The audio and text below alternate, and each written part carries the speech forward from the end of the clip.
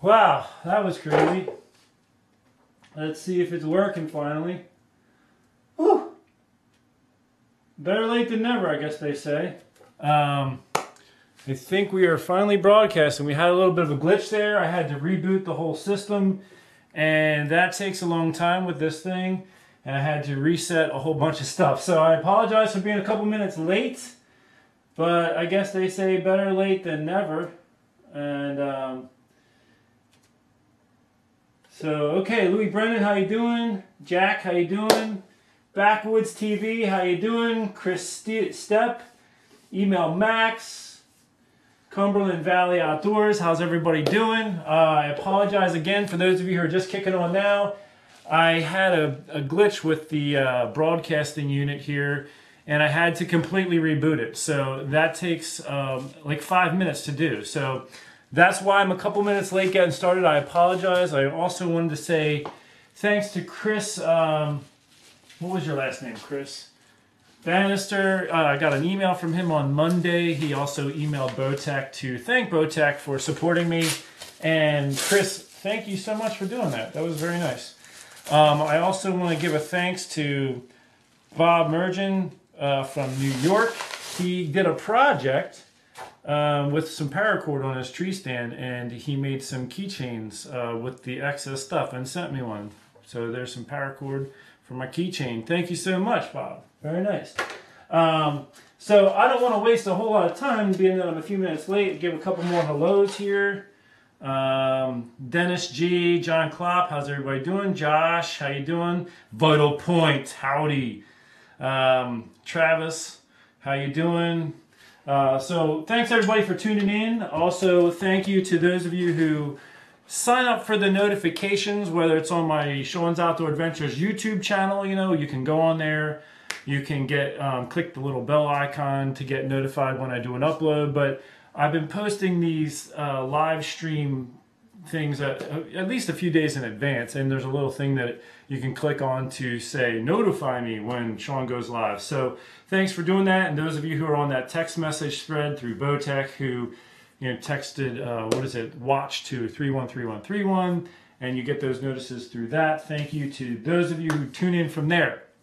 So okay, tonight there's sort of a little bit of a theme going on for tonight. I've got a couple emails over the past week, more or less asking me how do I balance hunting with my family life, or how, if you don't have much time, how do you deal with scouting during the season? Someone didn't have time because of work to get out scouting before the season. So that's all kind of a similar theme, integrating your hunting in your busy life or your family life. And so that's kind of the topic for tonight. But before we get into that, I want to do a live update and drawing for this map reading challenge. So I've been getting tons and tons and tons of requests on information on how to vote and things like that. So right now the voting is going to happen when we get that whole webpage thing all set up. It's still in the production process. It's not finished yet. When it is finished, I'll just make a live announcement, or not necessarily live, but I will make an announcement on my channel that, hey, voting is now open. I would expect it to be in the not too distant future, but I have absolutely no idea. It seems like I'm not sure. Like, I thought maybe last week we were going to have it up and running, but you know how stuff can be. Sometimes you got to, get through glitches or whatever. So that's still being worked on in the background. However, the important part of the videos coming out, the individual scout trips, my forecast is to begin them on Monday of next week. Once they begin, I plan to air one every day for 12 straight days, because there's 12 guys. So right now I'm going to change my camera angle over to the board here, because if you watch the recent upload I had with the archery contest I did with these guys, this is the list of guys in order who hit the closest to the bullseye. I have the actual target here that everyone shot at. Here's John Klopp, Jerry Knoyer here, Eric Arquette, Andrew Penzie, and Dan Weaver. They were the closest. Aaron Jones is up here. So those 6 guys hit the target, or hit the paper at least. And so from the bullseye on out, this is the order that the scout trip videos are going to air. But we have 6 other guys who did not, either weren't there for various reasons, like Joe Mainville and Silvio. They could not be there, so they didn't even have a chance to shoot. Not my fault, and maybe partly not theirs either. And so I still want them, obviously, to be in this. So what we're doing for them and the guys that just flat out missed is I have their names nice and big on this paper right here so that you can see it.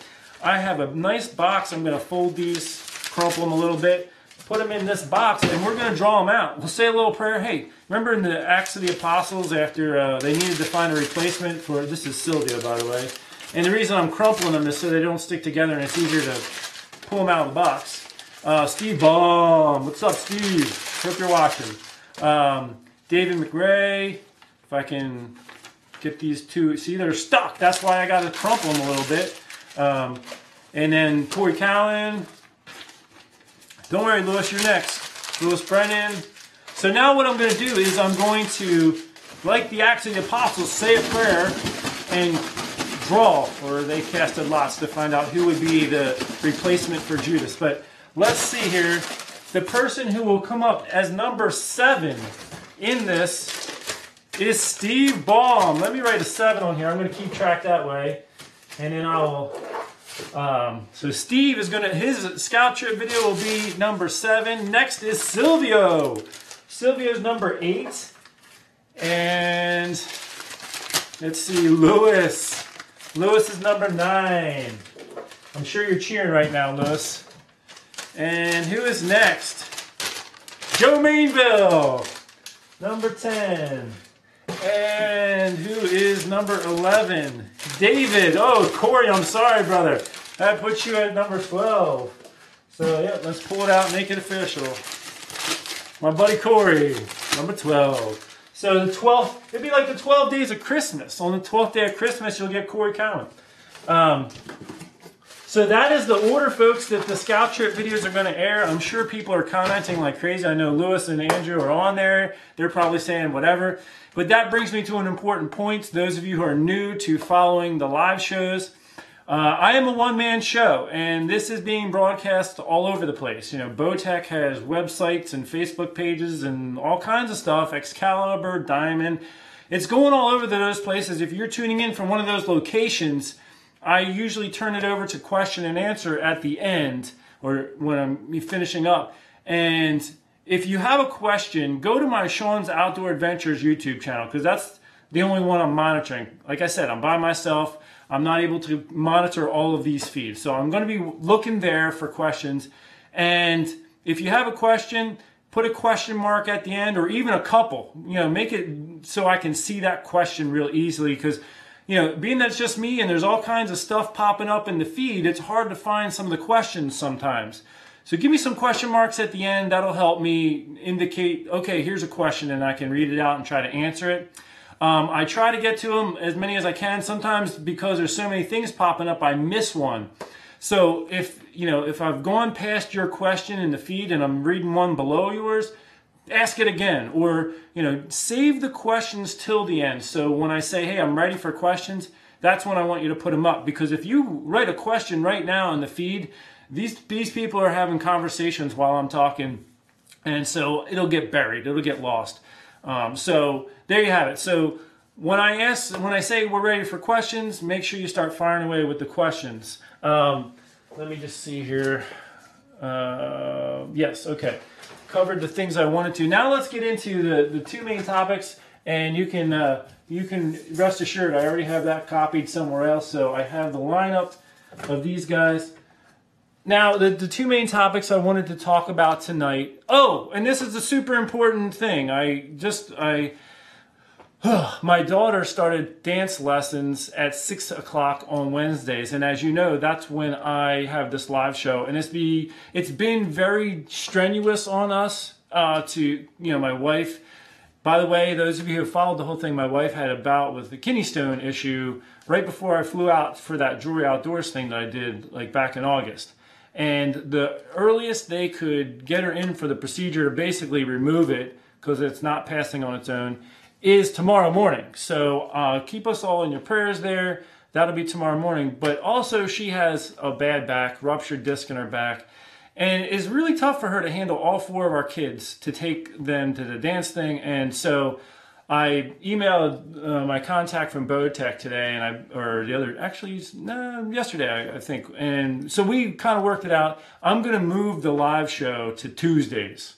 Tuesdays at 7 is going to be the new time starting next week. So mark that in your calendar if you've been following these live shows. I'm moving it to Tuesdays at 7 because of this issue, and that's part of our theme tonight, is how do you handle, family life and hunting and getting it all to work out kind of smoothly. So mark your calendars from now on, Tuesdays at 7, at least for right now. And I'm actually not even sure, like when I was originally asked to do this live show, it was to help people get ready for hunting season. That's what they said to me. And actually hunting for us, most of me, a lot of my viewers, it's like this weekend is hunting season starts. So I'm still waiting to hear back from them. Like, what's the big picture here? What do they want from me? And it's moving forward. So when I find out what that is, I'll let you know. But as of right now, I'm going to plan to be airing some episodes on Tuesdays at 7 moving forward. And let's start talking about our 2 main things for today. So one is, how do I balance family life and hunting because there's a lot of people out there who have new families, they have children now.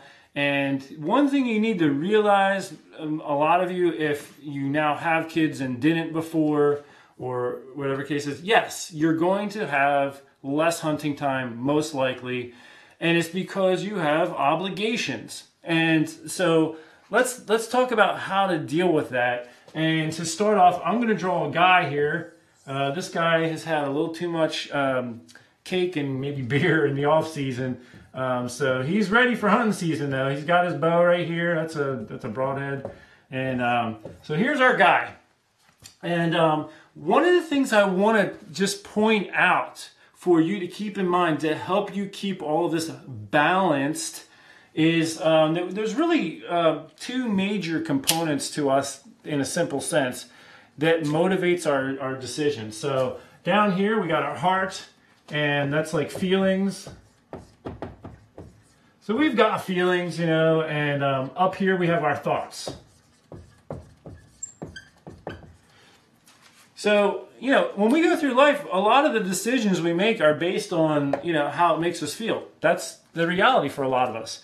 Now, hunting is something that a lot of us are extremely passionate about. It gives us an opportunity to feel connected to what God has created, and I think we all have a yearning for that in a certain sense. But to add to that, when you are hunting, those of you who have been out there with a bow or a gun in your hand, and an animal appears, let's say you're hunting deer, and a deer appears, well, you have what a lot of people call as buck fever, which is an adrenaline rush, which we don't normally have that experience on a daily basis in other areas of our lives.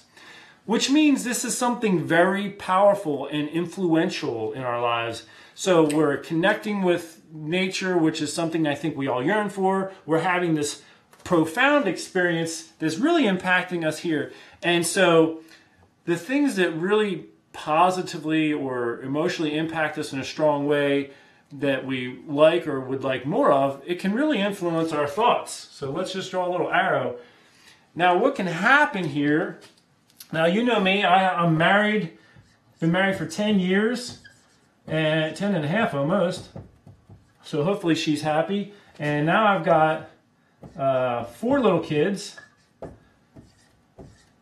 I'm such a good artist. I know you're loving this. So this is what I've got here. And I have to realize that really my priority in life is to care about them. That's really what I am called to do. And one of the dangers that we have as hunters is we can let this hunting motivate us so much that we can at times put hunting before our families or make a divider line between us and our families because of it.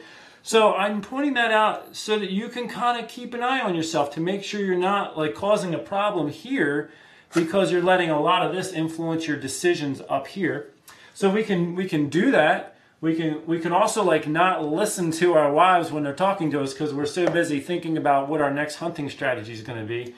And or our kids may need us for something and we may neglect them again because we're trying to figure out how to get to the tree stand. So my point in just saying is for you to keep a balance, first of all, recognize this dynamic of how things can motivate your thoughts. So if your hunting is motivating your thoughts a lot, just say, all right, you know what? I need to put the pause button on here so that I can keep a balanced life here. I need to give some attention to my family. And I have like, you know, when I'm during hunting season, when I'm home with my family, I just do my best to hit the off switch on hunting. And I make a choice to block it out. I know I want to think about it and or even obsess over the next tree stand location or whatever it is. But it's like, no, you know what? I have to do a good job at what I'm doing here. And if this is distracting me over here, I'm not going to do a good job. I'm going to be distracted here. And so my encouragement to you, if you're trying to find a balance, is learn how to hit the off switch to the best of your ability. Hey, that passion and desire is going to be there when you turn the switch back on. You don't have to worry about that. So just do your best here, and then everyone's going to be happier in the big picture. And I think when our spouses and our families see us making a real diligent effort when we're with them, you know, doing something with them, I just you know, abandon yourself to the moment. Totally invest yourself in the, let's say you're going out, you know, hunting season's off, so the fall, and you have like a lot of these October fests and fall fests and like pumpkins and this, that, and the other thing, hay rides. Go for it. You know, go. Just plan a day with the family and just totally abandon yourself to it. Have a great time. And that makes them happy, you know. And then I know for me, when I've done a good job there, my wife is like, hey, you know, get out there, get hunting. I know that's important to you. And boom, then I get to totally lock in on that. So there's a good balance there. But in order to have the balance, you need to sometimes turn the switch off to the hunting in order to, you know, do it. And the other thing too is if you have been doing a little too much over here with the hunting, and you would stay attentive to your family. If you can tell that they're struggling and getting restless or whatever, it might be time to call off and, you know, I was really looking forward to this hunt, but I'm just going to skip it. Let's just have a family day, whatever. So my encouragement to you is, in order to have a good life in general, is, you know, and keep that balance, is learn how to recognize when your hunting is really influencing your thoughts and say, okay, I got to turn this off for a little bit because this is important over here. And there's people out there who are single, still in school, things like that. And maybe some of this isn't as big of an issue for you right now, but keep it in mind if you do end up married someday or have a family, or if you see your schoolwork is starting to go down because of hunting season, you might need to use the off switch to get your homework done or get your schoolwork done or whatever. You don't want to, you know, do poorly because of hunting, you know what I mean? Because, hey, let's face it, hunting is an extremely difficult industry to get into. It's hard to get a TV show. It's hard to be successful on the internet. I mean, you look on YouTube and it is utterly saturated. Everybody under the sun wants to have a YouTube hunting and fishing and outdoor YouTube channel anymore. And it's extremely hard to get it to go anywhere. And there's a lot of you right now who are watching and are like, yeah, it is. Because, you know, how do I get the views?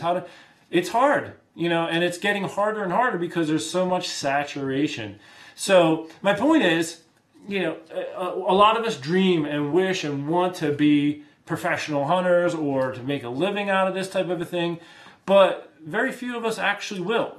And so we need to be realistic and be like, hey, I can't let this totally blow out my chances at other stuff. If I don't get the education I need to get the job, I need to have a living where I can still hunt, then I'm in trouble. So again, for those young people out there who are still in school and stuff, you got to learn how to hit the off switch a little bit and say, you know what, I got to focus here and get this done.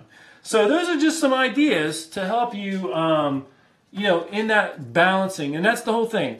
In life, we can become very unbalanced if we let like our passions overdo our, you know, over influence our choices, because your feelings and your passions are unstable.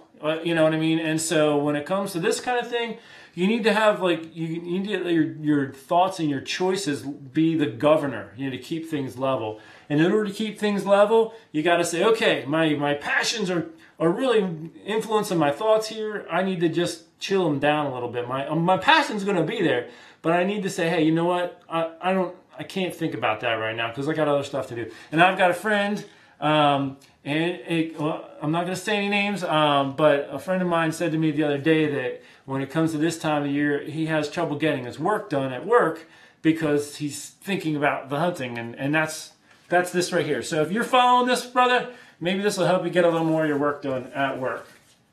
All right, so that's just a couple thoughts. I had, like I said, some people reach out to me asking me how to keep a balance, and my hope is that helps give you some ideas of, yeah, you know what, okay, I can see that. I can see how my passions are influencing me, things like that. Now, the other thing I want to talk about is, you know, if you don't have a lot of time, work schedule, whatever, I mean, the only time you can get off is in hunting season. How do you scout? How do you get ready? And I forget the name of the guy who asked me that this past week, but this is for you. You know, this is to answer his question. So let's think of your hunting area. Now, a lot of people hunt private land, and a lot of times I don't even think about private land because I just don't hunt much private land. So for me, public land is fairly abundant in my area and some of the places where I hunt. So, you know, right out my back door is almost 13,000 acres of public hunting ground. I chose this house for that reason. So I've got 13,000 acres to play with right out the door here. And where I've gone, you know, in other states, thousands upon thousands of acres. So the first thing I would say, if you don't have much time to do much scouting preseason, or if you're just not having a successful season and you want to mix it up, try to just block off an area. Just say, you know what, there's going to be deer in most of these areas. It's not like the deer are completely not existent in 1 mile square blocks. It's just, you know what I mean? So if you have a giant forest, just take a section of it. You know, just take a square mile and let's picture first a place that you've hunted before. So if you've hunted this place in the past, obviously I think having experience at a place, it helps yield more success because you have some understanding of the layout of the land and what you've experienced there before. So let's say the parking area is here at this particular location. You've hunted here and you've maybe seen 1 or 2 deer. You've been over here and you've seen a scrape during the end of the season. And once you decided to go all the way to the other end and there was some good trails over there. So here's what I would suggest. Let's say you haven't scouted at all. Out of your experience, everybody who's watching right now, think of a place you can hunt that you've maybe hunted before but haven't been to in a while, if you can think of that. Maybe it's even someone's property that you hunted years ago or when you were a kid or whatever. Think of that property for a minute and practice this. So you have general ideas of where you saw some of the sign back then. Now think, where could I, out of all those places, have the best chance of harvesting a deer if I went there today and I haven't been there since last year or 10 years ago? Okay, I'm thinking of a spot. Boom, I've got a funnel in my mind. Where I grew up, my parents actually, hi mom, dad, they're watching right now. They've been watching all these episodes, thank you.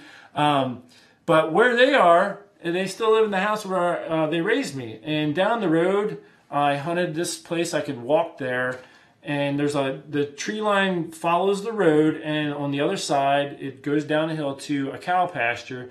So this was a couple 100 yards wide, and then it came down to a funnel point down here, a real narrow patch of woods that crossed the stream and went up to the other side.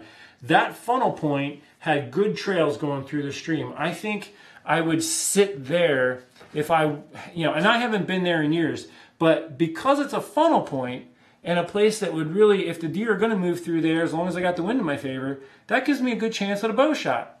So my first sit there, I would say, okay, I'm going to sit there because I think I would have a chance at a deer. Now, again, I haven't been there for years, but I know of a spot that was across a few fields where I used to always see scrapes and rubs. So what I would do is, let's say all you've got is a morning hunt. You can hunt from dawn to noon. And, come 9 o'clock, 9:30, 10 o'clock, you got to figure out how much time you have to do what I'm about to say. But let's say you have till noon, and it's going to take you 2 hours to still hunt from this stand to that stand to there and back to the parking area. Then at 10 o'clock, if you haven't had any success, get down and start still hunting. If you're seeing deer, stay in the stand. But if you're not, get down and still hunt your way over to here. Okay. Now let's say that in the process, you might come across some fresh rubs that you never came across before, or there might be an oak tree that you stumble across that you didn't kind of walk by there before. And there's a lot of deer sign under that tree. I carry a GPS. I also have my phone's right here. And the people of Onyx Maps, they just hooked me and the guys up from the Map Reading Challenge. There's also other apps you can use, but with like Onyx or my GPS, I can put a waypoint in and save it. Like if I come across that stuff right there, whoa, look at these rubs. I never was through this area before, and I'm surprised to see that. I'm going to check this out, And so that's how you do it. Like if you need to scout during the season, try to incorporate it into your hunting, like after a morning sit, and then loop around. Work your way to that spot. And let me interject this. So I'm doing the Map Reading Challenge, and that we've been talking about that, and you have a chance to win a Bowtech Range 6 and an XOP Air Read Hang on Tree Stand, and so do the guys because of the Map Reading Challenge. But the Map Reading Challenge is looking at a map, picking waypoints, or picking spots and putting waypoints in, and then doing this. You go out and do a scouting trip specifically to those waypoints, and that's actually what I'm essentially telling you to do based on your experience at a hunting spot. And I'll talk a little bit more about the map part in a minute. But so what you do then is you go to the next spot where you've been before, where you maybe encountered some deer sign, and then you work your way back to the parking area. Now let's say you had a great bit of sign and stuff here. Mark that in on Onyx or your GPS or whatever it is, and keep getting, like, my children, my son is in kindergarten now, and they have this automated phone call that they send out on Wednesday nights. And it just, every one of these I've been getting that automated call, and I asked them to take me off, and they're like, we can't. So now, hopefully now that I'll be moving to Tuesdays, I won't be interrupted by that. That's what just happened right there. But anyway, you put the waypoints in. You can go home, and when you have a spare minute, like a lot of people watch TV at night.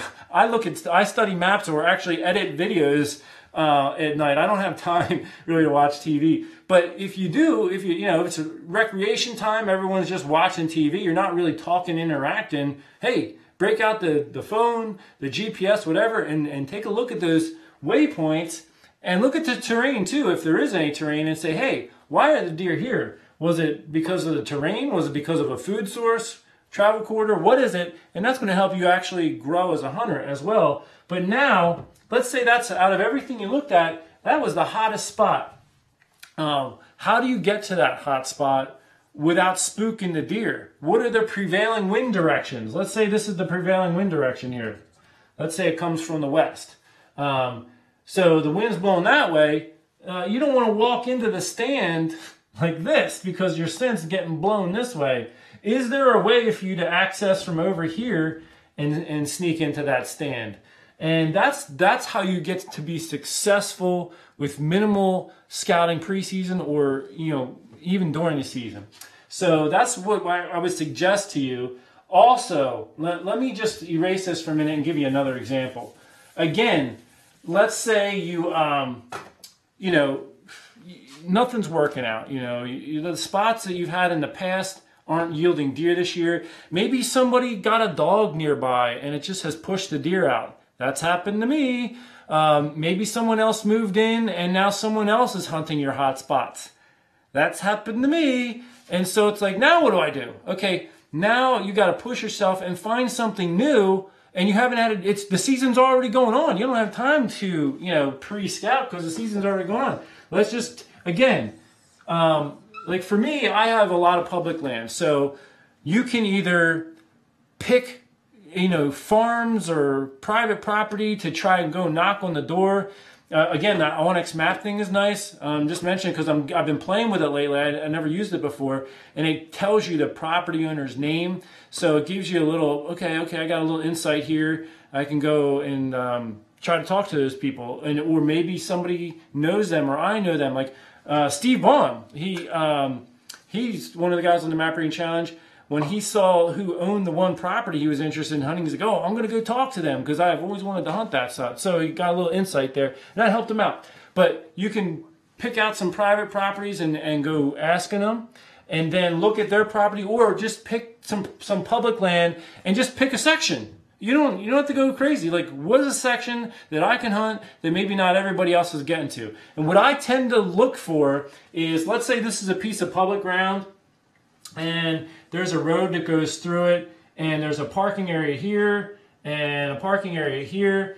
Now, there are a lot of places I know, like when I talk to Andrew Penzie in Long Island, there's designated parking areas, and only one person's allowed to park there. And if somebody's there, you can't hunt there. That's like their spot for the day.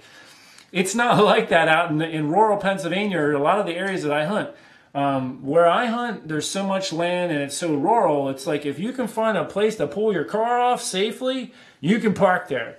And so what I typically like to do is I start by looking at the map. So this is sort of like your own little map reading challenge. You're like, okay, my spots aren't working out. Maybe I got a chunk of public land I can get at. How do I do this? It's mid-season. What do I do? So I like to look at, is there areas that there's designated parking, or if you click on the aerial view, sometimes you can see like cleared out areas for pulling off. Well, let's say this is all of our public land. What I'm going to do is I'm going to look in here. Is there anywhere I can sneak my car off the road? You know, which is out of everything here, this puts me the farthest away from the parking areas. Which means if anybody wants to hunt this bubble here, they're going to have more walking to do. I mean, it's going to be this bubble or, you know, these outlying areas, you know, those are going to be the harder parts to get to. And it's not always distance that makes it the harder part to get to, but, you know, there could be, and I don't have, let's see, my blue marker dried out, so I'm going to use red. But let's say there's a really big stream that cuts through here. You know, it might be, or whatever, it might be so cut out. Like if you're out in like the Midwest, you know, these stream beds get so cut out, you sometimes can't cross them. I mean, it could be a 12-foot drop off. It's not that way on the east because we have such a rocky under the soil, so rocky it doesn't get eroded out that way. But if you have a stream, you know, this back here is going to be super hard to get to. Maybe there's private land over here, and again, like you can try to talk to the landowner. Hey, can I park here and access the back? That's another thing I've done and very successful in New York. Is do that. So, but anyway, look at this. What is the hardest parts to get to from the parking area? Let me just take the stream back out for a second, just to give you this, what I'm saying. So this bubble in the middle, you know, they're going to have to walk, let's say this is 2 miles, you know, so they're going to have to walk almost, let's say, a mile to get to that middle spot in there. Well, this is a good bubble, because not as many people are going to walk all the way to there if they can find good stuff here or here or here or here. And that's where everybody's hunting. Well, I want to find somewhere else. So again, getting full circle here, I'm looking for places I can pull the car off that, you know, if it's allowed, that not a lot of people are going to think that. Well, there's a lot of people who are just going to go to the parking area, get out and start walking around looking for deer sign. So this is where I'm going to start. Now, let's say... what I would suggest, if this is all, you know, all new, is let's say you only have Saturday to hunt. That's it. You've got 1 day a week, and it's Saturday. Go do a morning sit, even if there's other people at your normal spot. If you think you can get in there and get a chance at something, sit there. Do a morning sit. But then when it comes to late morning, get down and go to this spot and park and say, okay, here's my goal. I want to get in there, do a little bit of scouting, and sit up for the rest of the day, you know. And what I would suggest is, try to use the wind in your favor. Let's just say we got a west wind again. We got wind coming like this. Always use wind as a determining factor how you're going to do this. So if this is the bubble you're going to concentrate on because you're hoping that it won't get as much hunting pressure and the wind's blowing this way, end up here, but start over here. So park, maybe even drive real slow down the road and see if there's any good like deer trails crossing the road. Let's say there's a good deer trail here and a good deer trail here, and that's it. Well, maybe get in there, and it's never ideal to walk directly on a deer trail. A lot of times I'll try to still hunt alongside of a deer trail and to where I can see it and follow it. Maybe I'm only 5 yards away, but that 5 yards could be all I need to keep my scent away from the actual deer trail. If a deer comes through there hours later and they stay on the trail, they might not smell where I walked or anything like that. So I try to stay off of the deer trail if I can. If it's too thick, and I'm just going to say, you know what, it's not ideal, but I guess I'm going to have to walk on the deer trail today. But I don't. If you can avoid it, avoid it. So then get in there, do a still hunt. And again, keep in mind that the still hunting is scouting at the same time, but be ready. Be ready for a deer to jump up and for you to get a shot. Or if you're quiet enough and slow enough, the deer just might be out milling around and you might see them before they see you, and boom, you got a shot. So, in fact, Aaron Jones from the Map Reading Challenge retweeted Do-It-Yourself Sportsman, Garrett.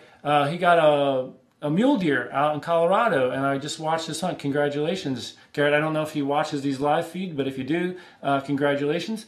And it was pretty neat. I kind of felt like it was God's providence. He just set up his camera to get a little B-roll footage of walking under this tree. And as he was doing that, he looked over and there was a buck, a mule deer. So he ended up getting a shot at it, and you can kind of almost see it on the camera a little bit. So I kind of viewed it as like, that was pretty providential. That was pretty cool. So congratulations. But that's the thing. When you're still hunting, and I mean, if you're scouting while still hunting, you're ready because you could get a shot at any time.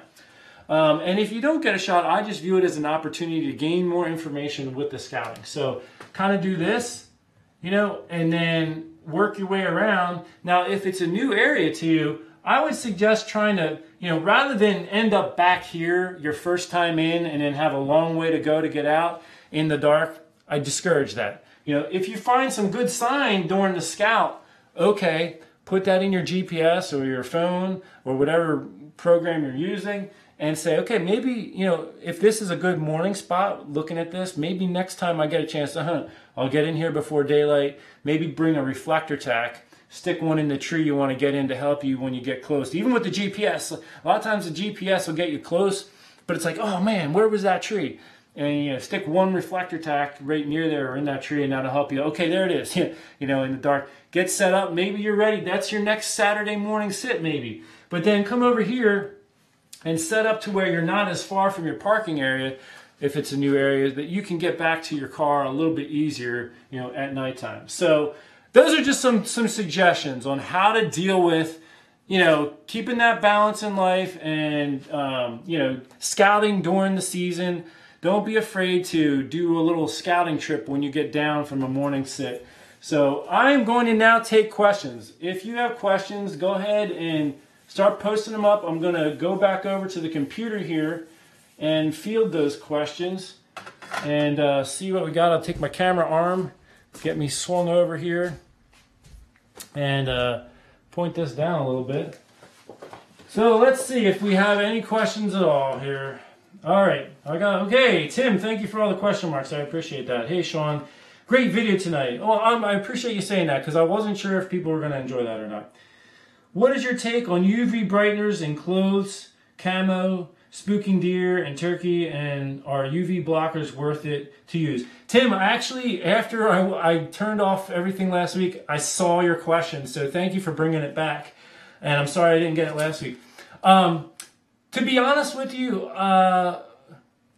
maybe turkey are sensitive with the eyesight, but I've never had any issues with deer and the UV thing. I mean, this is just me, but I've kind of viewed it as, people are trying to sell products, and if that's something that helps sell the product, then they're gonna focus on that. But honestly, I've never had any issues with deer due to some kind of a UV issue. Never, you know.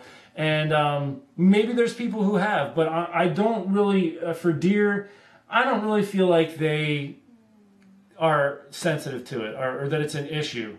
And of course, I hunt in a tree stand a lot too. If you're on the ground, I don't know. Like, I don't have a valid way of testing it, you know, and so based on what they show on these commercials and other things, like, it's like, whatever. But I have just never had an issue, whether I was walking in the dusk or, you know, right at dawn or in my tree stand. I've never had an issue. So personally, I don't feel like they're necessary. I'm not worried about putting them on my clothes or not putting them on my clothes. That's just me. I don't think it's a huge thing. There might be people like, oh, you got to have it, but I'm not one of those people. Okay, so looks like we've got more questions here, and the thing is scrolling. Let me make sure to see if make sure I'm not missing any. Okay. Good thing about being retired, you can hunt every day of the season. All right, Jack. Okay, here's a question. For morning sits, how long before dark should I get to my tree? That really all depends on the deer movement in your area. So, for example, if I want to hunt behind my house, the deer move through there before daylight. I mean, the first deer that are going through there are before daylight. And if they spook and snort, all the other deer that would have came are going a different way. So I literally would be in my tree stand, set to go, sitting still by 4 in the morning when I was hunting out back here for a morning sit. And I'm talking about when it gets daylight at almost 7, because the first deer are moving through right after, 4:30 and on, they were moving through. And if you didn't beat them there, you would ruin the entire morning. So that was out back. When I was on the Maryland Map Breeding Challenge, I did a morning sit last year in Maryland, and I got down and I walked through an area, and I came upon some deer at 11 in the morning. And then this year, one of the guys that was on the Maryland group, I said, hey, I checked out this spot last year and the deer were moving through there at 11. If you want to go try it, here's how to get there. So he went there, and at 11 o'clock, the deer, he wasn't ready for it. I guess, I don't know if what he was doing, but the deer stepped out at 11, and I think he ended up spooking it. My point, though, is that particular area, the deer, by habit, may just mingle through there around late morning. So for a morning sit, you could be getting to the stand at 9:30 with plenty of time before the deer move through there. If you're going behind my house, you got to be there by 4:30 in the morning. So you just have to figure out what time of day are the deer moving in the area that you want to hunt. Whether that's with trail cameras or years of experience. Like, if you're going in and the deer are snorting and blowing out, and then you're not seeing anything the rest of the sit, well, maybe you got to try getting in there earlier and see if that makes a difference. Okay. Best terrain to hunt the rut. Johnny, I think that, for rut hunts, flatter areas are better. Now, I live, again, on a mountain, and where I tend to see the rutting sign, scrapes and rubs, is on your flatter areas. So, on a ridge top, where the hill crests and goes down the other side, a lot of times I'll find rubs and scrapes on ridge tops because it's a lot flatter than the sides of the hillsides. Now, where I live, it's very steep hillsides, and you're going to see a lot of that in the Appalachian line going down, even through Virginia and on down. You'll see some steep hillsides. So when I can find benches, so if a hillside's coming down and then there's a area that flattens out a little bit and then goes down again, those bench areas flatten out, because you got to think deer have to breed. And it's going to be easier for a buck to breed a doe on a flattened out area than on a really steep hillside. So I look for flattened out areas and terrain during the rut.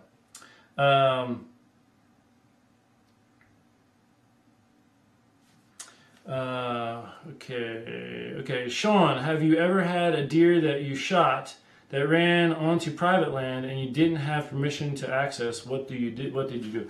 I've never had that issue. The closest I've had is when I used to guide out in Illinois. Sometimes we would have a hunter shoot a deer that would run over onto someone else's property or come onto ours. Typically what we would do in those scenarios is wait until the hunt is over. You don't want to go walking out there. You know, if someone's hunting that land, you don't want to go walking out there without permission, for one, but also when it's still prime hunting time. And that's what I was just reading. Someone else said, don't be the person who's tromping through the woods at prime hunting time. So you don't want to be walking out there looking for your deer and getting somebody all upset. So wait till the hunt's over. You know, if it's nighttime, wait till dark. If it's in the morning, wait till, you know, midday, like noon. And, you know, if it's the rut, you might have a little more difficulty, but then go to the landowner. Just say, hey, listen, I was over there. I hit a deer. It ran onto your property. Do you mind if I go get it? Some states have regulations that allot for people to be allowed to go and get that deer. Other states do not. You know, you have to have permission to go on someone's property regardless. And if you don't have permission, then basically that person's choice could waste the deer, and that's out of your hands. But, you know, but definitely go and ask permission if I'm running out of time here. Let's see. Sean, what's your thoughts on the hex suit? I don't know. I mean, I haven't really researched them too heavily, and so I'm not really sure. You know, I'd have to look into it a little bit more. I'm not sure about that one. That's all I can really say. I'm just about out of time, so let's see if I can get to one more question here. I see, I'm scrolling down. There's quite a bit of questions here. I just lost my spot. How high do you hunt in your stand? I like to be at least 18 feet off the ground. I'm usually in a climber, so 18 to 22 feet is the window I'm usually in. I don't usually go a whole lot higher than 22 feet, but I like to at least be 18. Let's see. This thing does not scroll very friendly. Okay. Great live stream. Thank you, B&BH Outdoors.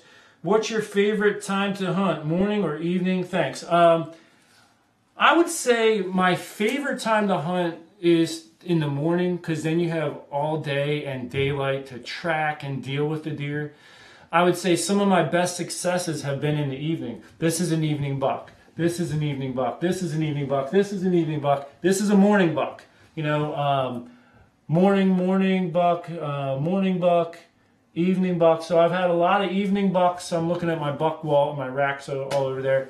I've had a lot of good success in the evening, but really if I have my druthers, I love getting them in the morning. So I apologize. Listen, there's more questions and I'm out of time. I need to get off because they have another show coming up. So again, next week, 7 o'clock on Tuesday, and we're going to try that out. If you can make it, I would love that. If not, don't worry, it'll post afterwards. Thank you once again for tuning in. Map reading challenge stuff is going. I mean, the voting is coming soon, and the videos, the individual scout videos that we talked about earlier, they're going to start Monday. So line up, get ready to share your favorite guy's videos and help him run up his score to help him win the Bowtech and also his team to win the XP Air Raid Hang On Tree Stands. Thank you so much again for tuning in. God bless you all. All those who are still battling from the hurricanes, our prayers, I continue to pray for you, and I hope you're doing well and you're getting through it okay. God bless you all, and if I can get this to work, there it goes. Take care, everybody. God bless you.